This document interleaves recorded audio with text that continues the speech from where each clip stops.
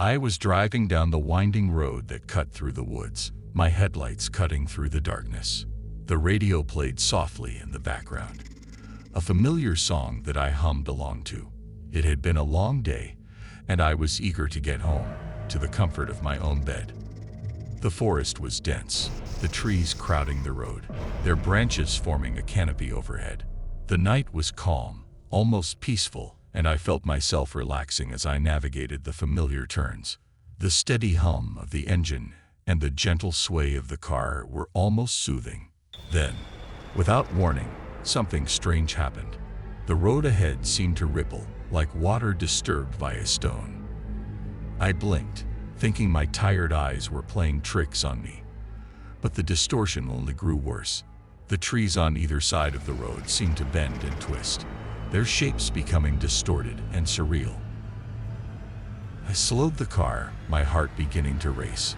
The radio signal started to crackle and fade, the song warping and distorting into something unrecognizable. I looked around, trying to make sense of what was happening, but nothing seemed right. The night felt wrong, as if reality itself was unraveling. Suddenly, the car's engine sputtered and died, leaving me in complete silence. Tried to restart it, but the ignition only clicked uselessly.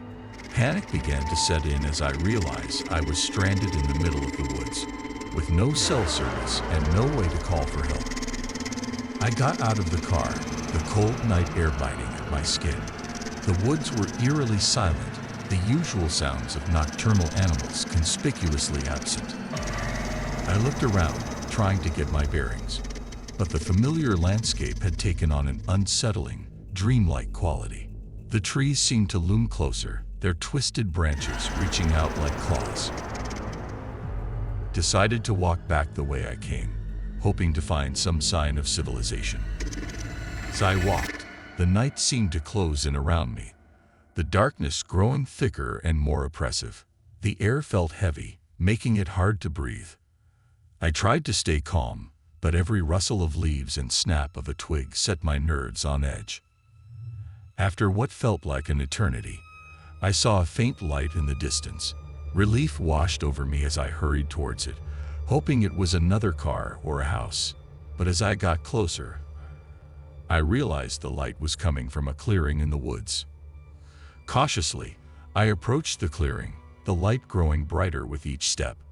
When I finally stepped into the open space, I saw a small, flickering fire in the center, surrounded by several large stones. It looked like an old campsite, but there was no one around. As I stood there, trying to make sense of the scene, I felt a sudden chill run down my spine. I wasn't alone. I turned slowly, my eyes scanning the darkness, and then I saw them, shadows moving just beyond the reach of the firelight. They were tall and thin, their movements slow and deliberate. Fear gripped me as I realized I was being watched. I backed away slowly, not daring to take my eyes off the figures. But as I did, I stumbled over one of the stones, falling to the ground. The shadows moved closer, their forms becoming more distinct. They were not human, their faces twisted and grotesque. In a blind panic, I scrambled to my feet and ran back towards the road, my heart pounding in my chest. Didn't look back, too afraid of what I might see. The woods seemed to close in around me, the trees forming a claustrophobic tunnel. When I finally reached the road, I saw headlights approaching in the distance. I waved my arms frantically, desperate for help. The car slowed and stopped beside me, the driver rolling down the window with a concerned look on his face. "Are you all right?" he asked. I could barely speak, my words coming out in a jumbled rush. "Please, I need help. Something strange is happening in the woods." The driver looked past me into the darkness, his expression skeptical but concerned. "Get in. I'll take you to the nearest town." Didn't need to be told twice. I climbed into the car, my hands shaking. As we drove away, I glanced back at the woods, half expecting to see those shadowy figures following us. But there was nothing, just the dark, empty road. The driver tried to make conversation, but I could barely focus on his words. My mind was racing, trying to process what had just happened. By the time we reached the town, I felt completely drained, my body heavy with exhaustion. He dropped me off at a small diner, the neon sign flickering in the night. I thanked him and stumbled inside, the warmth and light a welcome relief from the cold darkness outside. I sat at the counter, ordering a coffee, my hands still trembling.